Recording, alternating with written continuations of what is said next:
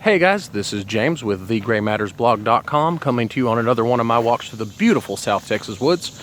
We're trying something a little bit different this time, as I'm going to try actually literally taking you on my walk with me. I don't know if this is going to be shaky cam and seizure inducing or not, but we're going to give it a try anyway, as I talk about a subject I've been kind of wanting to rant about for a little while. And that's addressed to all writers, both future and current. Please stop making me hate your characters. I feel there's a whole lot of authors who are guilty of this, and I don't mean the ones I'm supposed to hate. I mean the ones that I'm supposed to like, that I'm supposed to have some sympathy for, and they ruin it. So here's a few tips of how to, at least me personally, make me not hate your character. The first one is the 3 cardinal sins. Even if your character is a villain, whether they're a hero or a villain or what have you, if they do one of these 3 things, they are going to be completely irredeemable in your, in the eyes of the reader. And this is a really established writing advice, which is rape, killing children, and killing animals. Now, when we say animals, of course, we don't mean hunting. We mean animals that we like, that we've personified. And yes, it's a little weird that we draw that line, but it's like the joke about how when you're watching a nature documentary and you see a bear catch a salmon, if it's a documentary about bears, you cheer. And if it's a documentary about salmon, you cry. So it's kind of like that. So, but those 3 things, if you ever plan on this character either being currently likable or ever redeemable, you got to completely avoid those 3 things. That's not really what we're talking about. I feel like most writers know this. I mean, every once in a while, one of them will kind of get a little carried away and they'll try to redeem a character who's done some of these things. But I think for the most part, that's something people know. The ones I'm talking about are the ones that are a little less known that people do all the time. For one, for me, my first big number one is please don't make the character annoying. And by annoying, I don't just mean they have some weird habits. I mean the kind of thing where if they describe them and you were there in person, you would slap the crap out of them. And unfortunately, I think a lot of people put things like that. One of the things that my wife Sharon has been running into in some of the books she's reading recently is the female characters are shrieking. Shriek is never a dialogue tag I would use for a character that I want you to like. I mean, I don't care what she's shrieking, unless you're just literally saying she shrieked, as you mean, she just screamed. But if you're having them shriek dialogue, that just is going to make them sound horrible and creepy and just this really annoying harpy-like woman. Unless she's literally a harpy. If this is a harpy with wings, or if this is, a Horus-headed god with a, hawk head, they can shriek. Everyone else should lay off the shrieking. Other stuff is just weird, rude, not to say that your characters can't ever be rude, but just this behavior that is generally going to make us go, eh. And it's usually really banal stuff. Like, I've actually heard of people completely losing a character because he was rude to waiters, which is funny. They didn't mind him killing people, but they didn't like his rude behavior to waiters, so that's kind of funny. But anything that would just make you go, eh, about a person in real life, that's probably going to make you feel about them that same way in the story. The next thing is make a character disgusting or gross at your own peril. Yes, that's perfectly fine for a villain. That's perfectly fine for a side character that's meant to be kind of comic relief.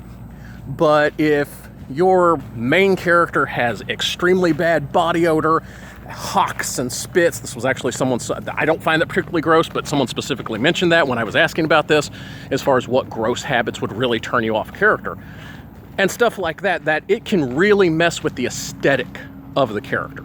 So anything that's just really gross, really, unpleasant, you probably want to hold off on, at least on your likable main characters. I'm going to take a pause right here to show you this.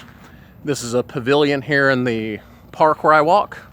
It's actually brand new and really nice. And right around here, I'll actually post a picture of what this used to look like, but they put in what they're calling a Wetlands Garden. It's actually very nice. Lots and lots of really pretty water plants that are native to the area. Since this entire area is basically swamp anyway, this is kind of their swamp garden. I think they thought wetlands sounded cooler. It'll be even cooler once they actually manage to get, some of the flowering plants flowering. But anyway, that was just an aside. The other thing that you really want to avoid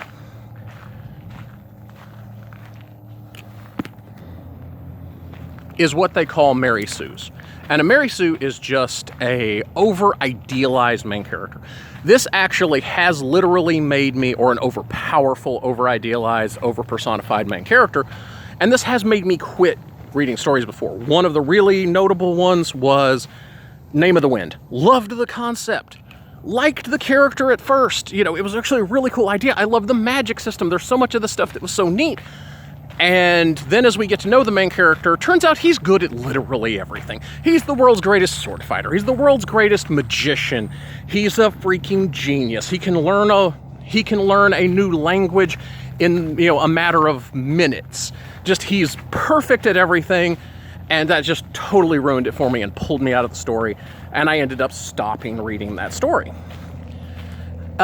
Same thing if they have really unearned power.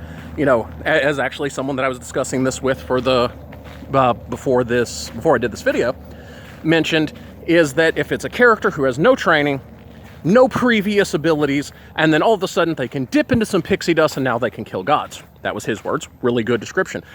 If your character just has power for no reason, it's not really connected to anything, it doesn't feel earned, that's really going to subtract from the story. And that goes right in with the Mary Sue's. If he's just good at everything, has no flaws, he's the world's best fighter, the world's best lover, the world's best everything, it's not going to sound real because those people don't exist. You can be really cool, but I guarantee you got a lot of flaws too. One of the next things, and this actually is another thing that made me quit reading a different story, which is making your character whiny. And I'm going to go ahead and say what story this was for me. Feel free to, you know, get really mad and tell me all about it in the comments down here, how horrible this is, that I didn't like the story, but I completely gave up on Dresden Files. And it was one particular moment, not just that, because just in general I kind of didn't like his attitude, but he was just, for me, incredibly whiny. And that's the big thing, is don't make your characters indecisive and whiny. It's okay if you have a character who's new to this, and that's part of their arc, and they start off not really knowing what they're supposed to do, and then they finally kind of come through it. That's fine. That's, you know, that's going on a journey with them. That's okay. But Dresden is supposed to be this older, badass, experienced combat mage, one of the scariest people in the universe. Almost got eaten by a spider there. Had to do the limbo under a spider web. But anyway, he's supposed to just be this awesome dude with tons of experience, and still, at one point he has to kill someone, and he just freaks out about it. It's this huge moral idea. It was completely justified. It was completely in self-defense. It's not like it's the first time he's ever killed anyone. And yet it's still just this giant deal, which I'm not trying to make that decision seem, you know, lesser, but just at the point he's at, he would not be having this kind of struggle with that. It, you know, been there, done that, bought the t-shirt kind of thing, and just he came off as kind of whiny.